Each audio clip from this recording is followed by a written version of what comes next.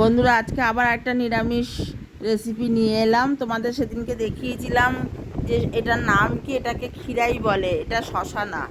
যাই হোক, সেই খিরাইয়ের নিরামিষ তরকারি করব। প্রথমে খিরাইটা কেটে নিয়েছি, আর তারপরে মটর ডাল ভিজিয়ে রেখেছিলাম, ডালটাকে পেস্ট করে নিলাম, কাঁচা লঙ্কা দিয়ে পেস্ট করে নিয়ে কড়াইতে তেল দিয়ে দিলাম, সরষের তেল। তেলটা গরম হতে হতে ওই যে মটর ডালটা বেটে নিয়েছিলাম সেটাকে নুন হলুদ দিয়ে মেখে নিয়ে ভেজে নিলাম। বড়াটা একটু কড়া হয়ে গেছিলো, কারণ বড়াটা ভাজতে গিয়ে আমি অন্য কাজ করতে চলে গেছিলাম।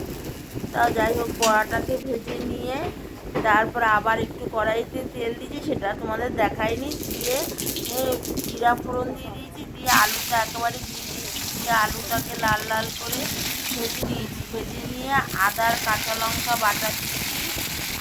কাঁচা লঙ্কা বাটা দিয়ে ভালো করে একটু কষিয়ে নিয়ে তারপর জিরের গুঁড়ো, ধনের গুঁড়ো, হলুদ, লঙ্কার গুঁড়ো আর লবণ দিয়ে ভালো করে আলুটাকে কষিয়ে এবার ওই খিরাইগুলো কেটে রেখেছিলাম সেগুলোকে দিয়ে আবার একটু কষিয়ে গরম জল দিয়েছিলাম।